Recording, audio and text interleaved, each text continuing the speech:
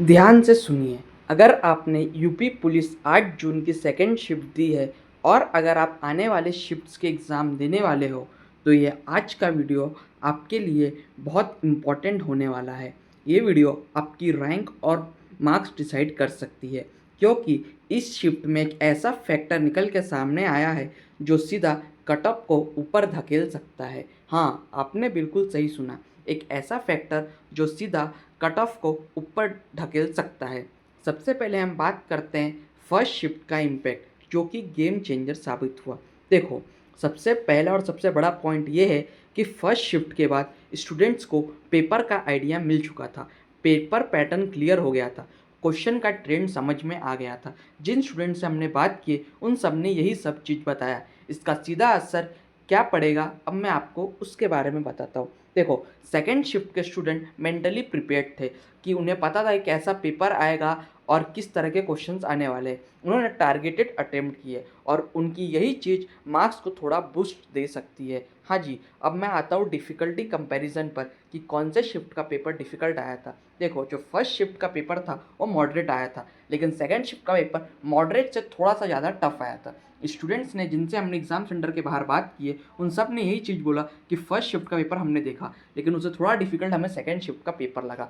खासकर जीके और मैथ्स ने बहुत स्टूडेंट्स को रोका। इस जीके और मैथ्स में स्टूडेंट्स ने जीके में तो काफ़ी तुक्का लगाया था। अब मैं आता हूँ एग्ज़ाम देकर बाहर आए स्टूडेंट ने क्या बोला। सबसे पहले बोला कि जीके अनएक्सपेक्टेड और ट्रिकी था। मैथ्स थोड़ा टाइम कंज्यूमिंग था, बहुत सारे क्वेश्चन ईजी थे लेकिन बहुत सारे टाइम कंज्यूमिंग थे। रीजनिंग ने बच्चों को रिलीफ दिया, लेकिन हिंदी ने बच्चों को शॉक किया। हिंदी का पेपर थोड़ा मॉडरेट लेवल का आया था। अब मैं आपको अगर ओवरऑल पेपर की बात बताऊँ तो ओवरऑल पेपर मैनेजेबल था, लेकिन उसमें जिन बच्चे ने स्मार्ट तरीके से पेपर अटेम्प्ट किया होगा उसका सिलेक्शन पक्का है। सबसे इम्पॉर्टेंट और डेंजरस फैक्टर ये था कि नेगेटिव मार्किंग नहीं होने के कारण जिन स्टूडेंट्स को क्वेश्चन नहीं आते थे उन सब ने इस पेपर में, मतलब जो भी पेपर आने वाले उस सब में एजुकेटेड गेस किए।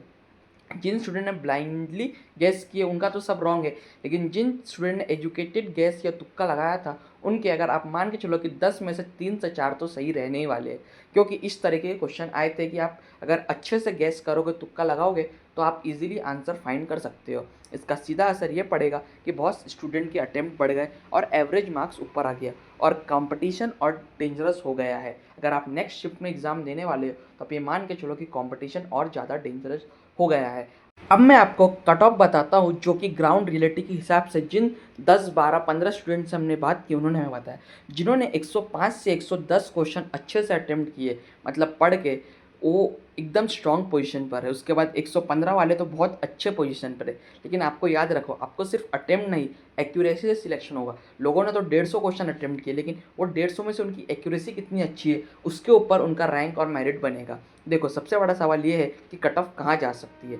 अगर मैं हॉनेस्टली बोलूँ तो सेकंड शिफ्ट कंबाइंड इफेक्ट और नेगेटिव मार्किंग ना होने के कारण, नेगेटिव मार्किंग तो फर्स्ट शिफ्ट में भी नहीं थी लेकिन इसमें भी नहीं होने के कारण कंफर्टेबली 210 से ज़्यादा जो लाएगा उसका सिलेक्शन पक्का है। कुछ केसेस में 190 के आसपास भी फाइट हो सकती है। जैसे मैं 190 इसलिए बोल रहा हूँ क्योंकि अभी 4 शिफ्ट बची है और उस दिन का पेपर कैसा आता है, टफ आता है, डिफिकल्ट आता है, ईजी आता है, उस हिसाब से नॉर्मलाइजेशन के ऊपर पेपर का जो कट ऑफ रहेगा वो डिसाइड होगा।